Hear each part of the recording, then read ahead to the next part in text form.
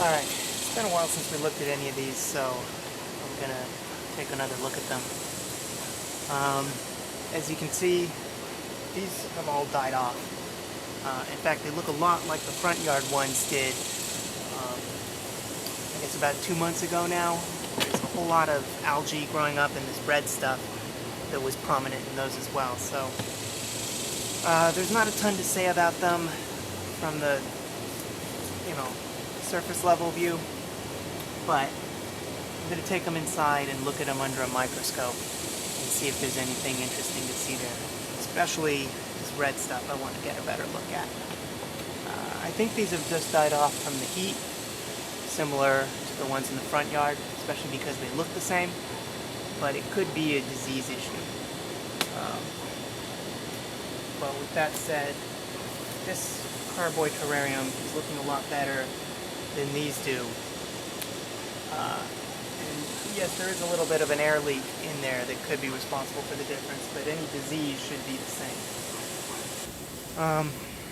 With that said, that's too big for me to take inside, so I won't be looking at it under the microscope.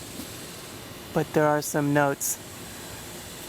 The original ivy seems to have died off, and a lot of the plants inside are chlorotic.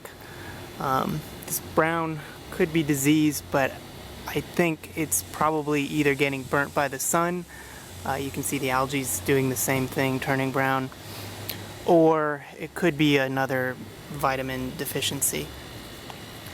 The entire inside has completely filled to the brim, which we'd seen before, but some of the plants have died off since then and a few others have grown. Even up in the neck we can see this hackberry-like plant. Let's call it hackberry-like because I don't think it's hackberry, at least the leaf shape.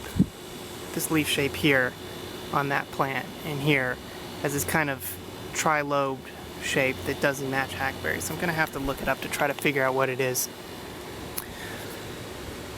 Otherwise, it's notable that algae has grown up all over this terrarium, and actually I'll try to show it, but there's a jar of water that I collected. Didn't put anything in it, I'm just storing the water, and that has also started to fill with algae. So it's just really easy for algae to grow in the heat and the amount of light we get in the summertime.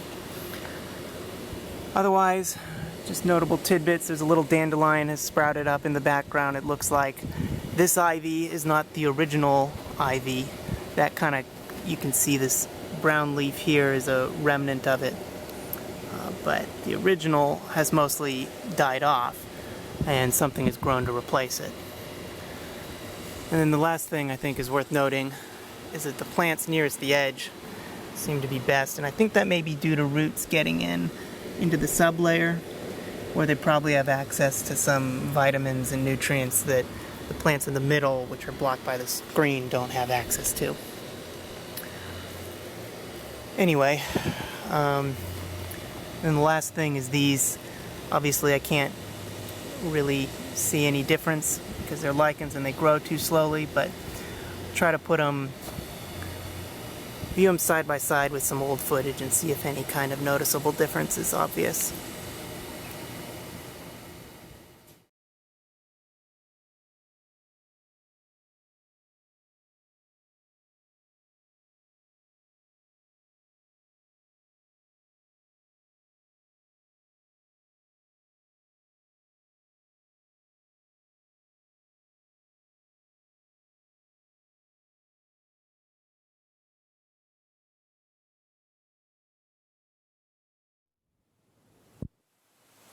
Okay, these backyard terrariums don't have a lot to say that hasn't been said before at this scale.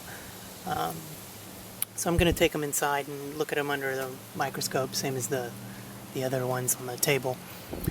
I guess there's a little bit to note. There's, of course, algae all over almost all of these. The real exceptions are just this one and this one. This one's got this red stuff growing.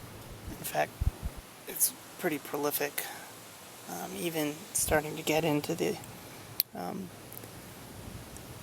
don't know what you'd call them, fronds, the pointy bits of the reindeer moss. And this one had some coffee grounds in it when I initially built it. I think that was probably a mistake design-wise. The decay of the coffee grounds probably put off some gases. So this is some coffee grounds that I've left in water just to kind of ferment for a couple weeks.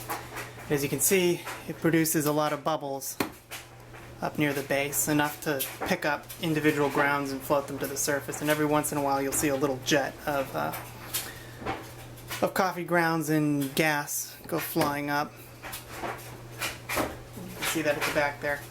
So obviously coffee grounds, as they decompose, put off a lot of some kind of gas, which is why earlier when I was saying it was probably a bad idea to put the coffee grounds in some of these terraria, which I did, to try to offer a little bit of fertilizer, essentially. But obviously whatever gas that's putting off was probably not very good for the plants and animals that were living in there. So, yeah. But that also seems to have prevented algae from growing up. And then this relatively promising early on terrarium has now just got this bubbling foam of algae going on in it, which is neat to look at, but the plants have all died out, including the little onion. I don't know, did I just mention it? That this one, in addition to having this interesting orange rust-colored stuff going on at the base, which we'll get a closer look at, all of the plants seem to have basically died out, and all that's left is algae. Interestingly, the algae seems to be growing around the sides and back more so than actually on the front, which I guess is probably, again, because there's too much heat. So, not to belabor the point, let's get a look inside. Okay, first off, there's no exciting hidden insects in here, at least none that I can see. But some of the plants look like they might be better off than they appeared at first.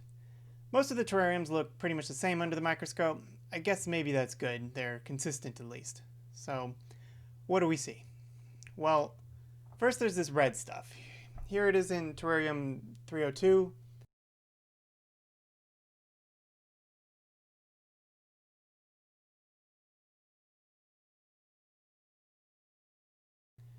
And 303.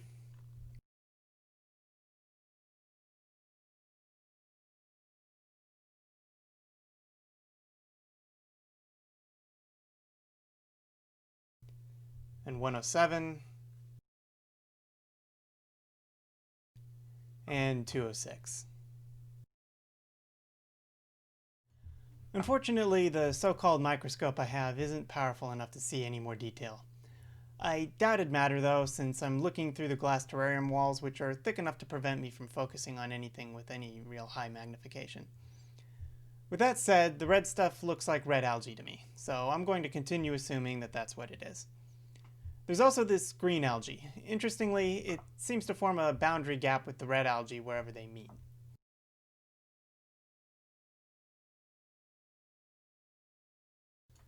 In the nothing terrarium, number 203, there's some lichen growing on a rock.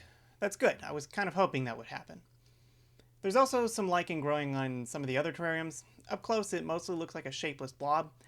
I've seen these white shapeless blobs in some of the other terrariums, so perhaps that's what they were as well. There's also plenty of dead things.